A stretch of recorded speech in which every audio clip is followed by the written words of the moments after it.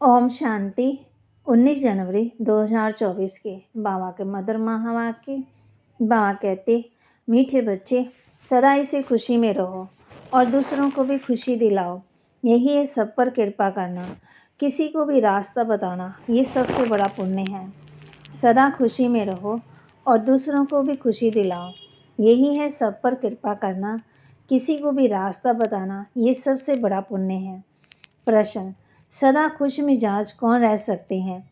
खुश मिजाज बनने का साधन क्या है? सदा खुश मिजाज कौन रह सकते हैं? खुश मिजाज बनने का साधन क्या है? उत्तर, सदा खुश मिजाज वही रह सकते हैं जो ज्ञान में बहुत होशियार हैं, जो ड्रामा को कहानी की तरह जानते और सिमरन करते। खुश मिजाज बनने के लिए सदा बाप की श्रीमत पर चलते रहो। अपने को आत्मा समझो और बाप जो भी समझाते हैं उसका अच्छी तरह मंथन करो। विचार सागर मंथन करते करते खुश मिजाज बन जाएंगे। ओम शांति। रूहानी बाप रूहानी बच्चों के साथ रूहान कर रहे हैं। ये तो आत्मा जानती है कि एक ही हमारा बाप है और शिक्षा भी देते हैं। टीचर का काम है शिक्षा देना, गुरु का काम है मंजिल बताना। मंजिल को भी बच्चे समझ गए हैं। मुक्ति जीवन मुक्ति के लिए याद की यात्रा बिल्कुल जरूरी है दोनों सहज। 84 जन्मों का चक्कर भी फिरता रहता है, ये याद रहना चाहिए। अभी हमारा 84 का चक्कर पूरा हुआ है, अब वापस जाना है। परंतु पाप आत्माएं मुक्ति जीवन मुक्ति में वापस जा ही नहीं सकती। ऐसे विचार सागर मंथन करना है। जो करेंगे सो पाएंगे। खुशी में भी वही आएंगे और दूसरों को भी खुशी में वही लाएंगे। औरों पर भी कृपा करनी है, रास्ता बताने की। तुम बच्चे जानते हो ये पुरुषोत्तम संगम युग है। ये भी कोई को याद रहता है, कोई को नहीं, भूल जाता है। ये भी याद रहे तो खुशी का पारा चढ़े। बाप टीचर गुरु के रूप में याद रहे तो भी खुशी का पारा चढ़ा रहे। परंतु चलते चलते कुछ रोला पड़ जाता है। जैसे पहाड़ों पर नीचे ऊपर चढ़ना होता है, वैसे बच्चों की अवस्था भी ऐसे ही होती है। कोई बहुत ऊंच चढ़ जाते हैं, फिर गिरते हैं तो आगे से भी जास्ती गिर पड़ते हैं कि कमाई चट हो जाती है। बल कितना भी दान पुण्य करते हैं, परंतु फिर पुण्य करते करते अगर पाप करने लग पड़ते तो सब पुण्य खत्म हो जाते हैं। सबसे बड़ा पुण्य है बाप को याद करना। याद से पुण्य आत्मा बनेंगे। अगर संग के रंग से भूल ही भूल करते जाए तो आगे से भी जास्ती नीचे गिर जाते हैं।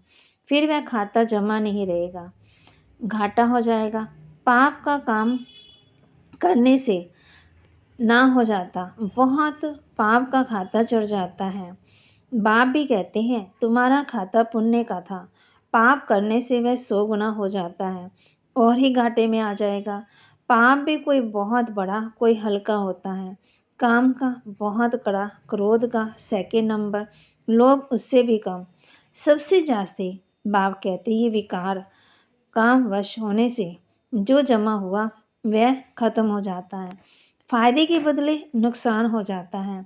सतगुरु का निंदक ठोर ना पाए, बाप का बनकर फिर छोड़ देते हैं। कारण क्या हुआ? अक्सर करके विकारों की चोट लगती है। ये है कड़ा दुश्मन, उनका ही बुत बनाकर जलाते हैं। क्रोध लोभ का बुत नहीं बनाएंगे। बाप कहते हैं इन विकारों पर पूरी जीत पानी है, तब जगत जीत बनेगी। बुलाते भी हैं कि हम जो रावण राज्य में पतित बने हैं, हमको आकर के पावन बनाओ। गाते तो सब हैं पतित पावन। हे पतितों को पावन बनाने वाले, सीताओं के राम आओ। परंतु अर्थ नहीं समझते। ये भी जानते हैं कि बाप जरूर नई दुनिया स्थापन करने आएंगे, परंतु बहुत टाइम देने से घोर अंधियारा हो गया है ज्ञान और अज्ञान का। अज्ञान है भक्ति, जिसकी पूजा करते उनको जानते ही नहीं तो उनके पास पहुँचेंगे कैसे? इसलिए दान पुण्य आदि निष्फल हो जाता है। करके कुछ अलग काल के लिए, थोड़े टाइम के लिए सुख मिलता है, बाकी तो दुख ही दुख है। अब बाप कहते हैं माँ में कम याद करो, तुम्हारे सब दुख दूर हो जाएंगे। अब देखना है हम कितना याद करते हैं। जो पुराना खाता हो नया जमा हो, कोई तो कुछ भी जमा नहीं करते हैं। सारा मदार है याद पर। याद बिगर पाप कैसे मिटे अथवा कटे। पाप तो बहुत है जन्म जन्मांतर के। इस जन्म की जीवन कहानी सुनाने से कोई जन्म जन्मांतर के पाप कटने ही जाएंगे। सिर्फ इस जन्म की हल्काई हो जाती है, बाकी तो मेहनत बहुत करनी है। इतने जन्मों का जो हिसाब किताब है वो योग से चुकतू होने वाला है। विचार करना चाहिए कि हमारा योग कितना है। हमारा जन्म सतयुग के आदि में भी हो सकेगा। जो बहुत पुरुषार्थ करेंगे वही सतयुग के आदि में जन्म लेंगे। वे छिपे नहीं रह सकते। सब तो सतयुग में नहीं आएंगे। बाप कहते हैं पीछे आके थोड़ा पदवी पा लेते, अगर पहले आते भी तो नौकरी करते। ये तो कॉमन बात है समझने की, इसलिए बाप को बहुत याद करना है। तुम जानते हो हम नई दुनिया के लिए, विश्व का मालिक बनने के लिए आए हैं। जो याद करेंगे उनको जरूर खुशी रहेगी। अगर राजा बनना है तो प्रजा भी बनानी पड़े, नहीं तो कैसे समझेंगे कि हम राजा बनने वाले हैं। जो सेंटर खोलते हैं, सर्विस करते हैं, उनकी भी कमाई होती है, उनको भी बहुत फ़ायदा मिलता है। कोई 3-4 सेंटर भी खोलते हैं, जो करते हैं उनका हिस्सा तो आता है। मिलकर माया के दुख का छप्पर उठाते हैं। तो इसमें बाबा कहते कंधा सब देते हैं, सहयोग देते हैं, तो सबको हुजूरा मिलता है। जो बहुतों को रास्ता बताते हैं, जितनी मेहनत करते हैं उतना ऊंच पदवी पाते हैं, उनको खुशी बहुत होती है। दिल जानती है हमने कितनों को रास्ता बताया है, कितनों का कल्याण किया है। सब कुछ करने का समय यही है। खान पान तो सबको मिलता ही है, कोई तो कुछ भी काम नहीं करते। जैसे मम्मा ने कितनी सर्विस की, सर्विस से उनका बहुत कल्याण हो गया। इसमें भी सर्विस बहुत चाहिए। योग की भी सर्विस है ना, कितने डीप डायरेक्शन मिलते रहते हैं। अभी तो आगे चलकर क्या नई नई पॉइंट्स निकलेगी, दिन प्रतिदिन उन्नति होती जाएगी। नई नई पॉइंट्स निकलेंगी। जो सर्विस में तत्पर रहते हैं वे झट पकड़ लेते हैं। जो सर्विस नहीं करते उनकी बुद्धि में कुछ बैठेगा ही नहीं। बिंदी रूप कैसे समझे। तुम कोई से भी पूछो आत्मा कितनी बढ़िया है, आत्मा का देश काल बताओ तो कभी नहीं बता सकेंगे। मनुष्य परमात्मा का नाम रूप देश काल पूछते हैं, तुम आत्मा का पूछो तो मूंझ जाएंगे। किसी को भी मालूम नहीं है। आत्मा इतनी छोटी बिंदी, इसमें इतना सारा पहाड़ भरा हुआ है। यहाँ भी बहुत है जो आत्मा परमात्मा को जानते नहीं है, सिर्फ विकारों का संन्यास किया है। वह भी कमाल है। सन्यासियों का धर्म अलग है, ये ज्ञान तुम्हारे लिए है। बाप समझाते हैं तुम पवित्र थे, फिर अपवित्र बने, अब फिर पवित्र बनना है। तुम ही 84 का चक्कर लगाते हो। दुनिया में जरा भी इन बातों को नहीं जानते हैं। ज्ञान अलग है, भक्ति अलग है। ज्ञान चढ़ाता है, भक्ति गिराती है, तो रात दिन का फर्क है। मनुष्य बल कितना भी अपने को वेदों शास्त्रों की अथॉरिटी समझते हैं, परंतु जानते कुछ नहीं। तुमको भी अभी मालूम पड़ा है, तुम्हारे में भी नंबरवार है। भूलने के कारण ही खुशी गुम होती है, नहीं तो अथाह खुशी होनी चाहिए। बाबा से तुमको ये वर्षा मिल रहा है। बाबा शास्त्रकार करा देते हैं, परंतु शास्त्रकार किया श्रीमत पर नहीं चले तो फायदा ही क्या है। बाप को दुख में सिमरन करते, बाप को कहते हैं लिबरेटर, हे राम हे प्रभु कहते हैं, परंतु वह कौन है जानते नहीं। भक्ति में कोई ऐसे नहीं कहते कि अपने को आत्मा समझ बाप को याद करो, बिल्कुल नहीं। अगर कहते होते तो परंपरा चला आता, भक्ति तो चली आती ना। भक्ति अथाह है, ज्ञान है एक। मनुष्य समझते हैं भक्ति से भगवान मिलेगा, परंतु कैसे कब ये नहीं जानते। भक्ति कब शुरू होती है, कौन जास्ती भक्ति करते हैं, ये कोई नहीं जानते। क्या इतना 40,000 वर्ष भक्ति करते रहेंगे। एक तरफ मनुष्य भक्ति कर रहे हैं, दूसरी तरफ तुम ज्ञान पा रहे हो। मनुष्यों से कितना माथा मारना पड़ता है। इतनी प्रदर्शनी करते हो फिर भी निकलते खोटों में कोई है। कितनों को आसमान बनाकर ले आते हैं। सच्चे सच्चे ब्राह्मण कितने हैं, ये हिसाब अभी निकाल नहीं सकते। बहुत झूठे बच्चे भी हैं। ब्राह्मण लोग कथा सुनाते हैं, बाबा गीता की कथा सुनाते हैं, तुम भी सुनाते हो। यथा बाबा तथा बच्चे, बच्चों का काम है सच्ची सच्ची गीता सुनाना। शास्त्र तो सबके हैं, वास्तव में जो भी शास्त्र आदि हैं वे सब भक्ति मार्ग के हैं। ज्ञान का पुस्तक एक ही होता है, गीता है माई बाप। बाप ही आकर सबकी सदगति करते हैं। मनुष्य फिर ऐसे बाप की भी गिलानी करते। शिव बाबा की जयंती हीरे तुल्य। ऊंच से ऊंच भगवान ही सदगति दाता है, बाकी और किसकी भी महिमा कैसे हो सकती है। देवताओं की महिमा करते परंतु देवता बनाने वाला एक बाप ही है। हमारा बाप कहते हैं हमारा कनेक्शन है शिव बाबा से। तो मिलिट्री में सब काम करते हैं तो काम करने वाले होते, कहा जाता पढ़े के आगे अनपढ़े भी भरी ढोएंगे। बहुत है जो कुछ समझा ही नहीं सकते तो स्थूल काम करो। बाबा मिसाल देते मिलिट्री वालों को, मम्मा बाबा जो करते हैं उनसे सीखो, तुम भी समझ सकते हो। कौन अनन्य बच्चे हैं, बाबा से पूछेंगे तो बाबा भी नाम बताएंगे कि फलाने को फॉलो करो। जो सर्विसेबल नहीं वह औरों को क्या सिखाएंगे, वह तो है ही टाइम वेस्ट कर देंगे। बाबा समझाते हैं अपनी उन्नति करना चाहते हो तो यहाँ कर सकते हो। चित्त रखे हैं हमने 84 जन्म कैसे लिए हैं, ये सब समझा है। अब तो दूसरों को भी समझाओ, कितना सहज है ये पढ़ना। कल इनकी भक्ति करते थे, आज नहीं। नॉलेज मिल गई, ऐसे बहुत आकर नॉलेज लेंगे। जितना तुम सेंटरों का जास्ती गहराव डालेंगे तो बहुत आकर समझेंगे। सुनने से उनको खुशी का पारा चढ़ जाएगा। नर से नारायण बनना है। सच्ची सत्यनारायण की भी कथा है। भक्ति से तो गिरते ही जाते हैं, उनको पता ही नहीं पड़ता ज्ञान क्या चीज़ है। तुमको बेहद का बाप यथार्थ समझाते हैं। बाबा कहती कल तुमको राजाई दी, फिर तुम्हारी राजाई कहाँ गई ये तो खुद जानते हो। ये तो खेल है, एक ही बाप है जो सारे खेल का राज बताते हैं। हम कहते हैं बाबा आप बंधेले हो ड्रामा में बंद, तो आपको आना ही पड़ेगा।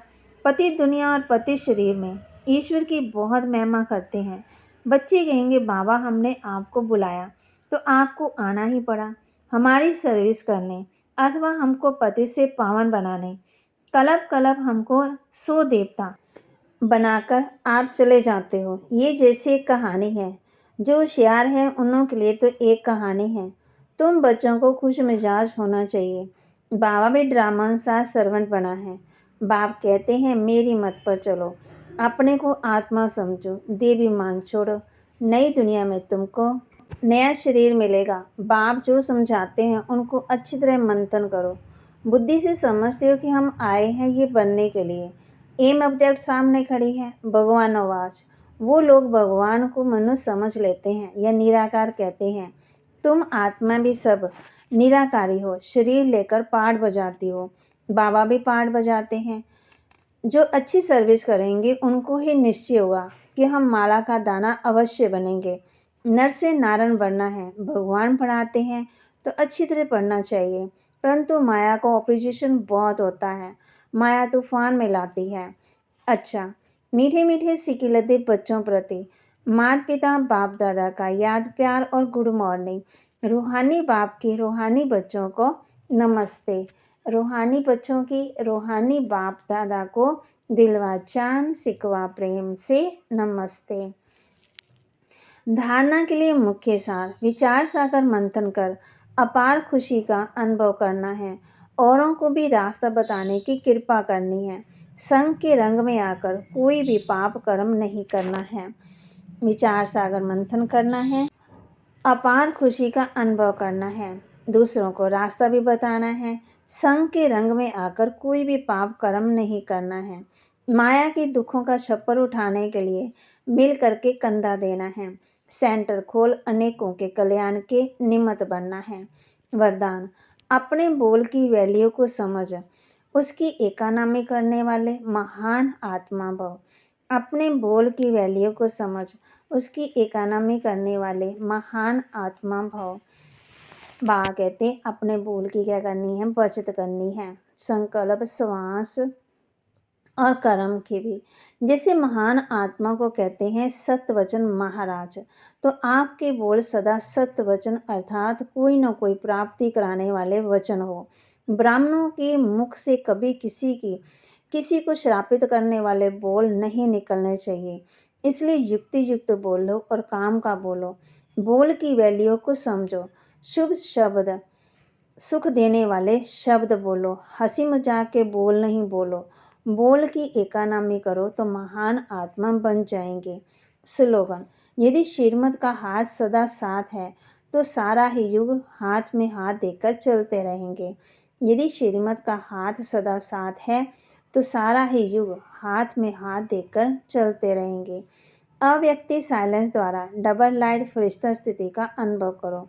जैसे लाइट के कनेक्शन से बड़ी बड़ी मशीनरी चलती है, आप सभी हर कर्म करते कनेक्शन के आधार से स्वयं भी डबल लाइट बन चलते चलो। जहाँ डबल लाइट की स्थिति है वहाँ मेहनत और मुश्किल शब्द समाप्त हो जाता है। अपनेपन को समाप्त कर ट्रस्टीपन का भाव और ईश्वर सेवा की भावना हो तो डबल लाइट बन जाएंगे। बाबा हम बच्चों को कह रहे हैं, जैसे लाइट के कनेक्शन से बड़ी बड़ी मशीनरी चलती है, आप सभी हर कर्म करते कनेक्शन के आधार से स्वयं भी डबल लाइट बन चलते रहो। जहाँ डबल लाइट की स्थिति है वहाँ मेहनत और मुश्किल शब्द समाप्त हो जाता है। अपनेपन को समाप्त कर ट्रस्टीपन का भाव और ईश्वरीय सेवा की भावना हो तो डबल लाइट बन जाएंगे।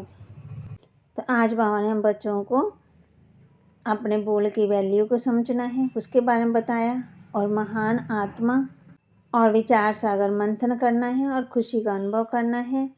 और बाबा कहते, यदि श्रीमत का हाथ सदा साथ है तो सारा ही युग हाथ में हाथ देकर चलते रहेंगे।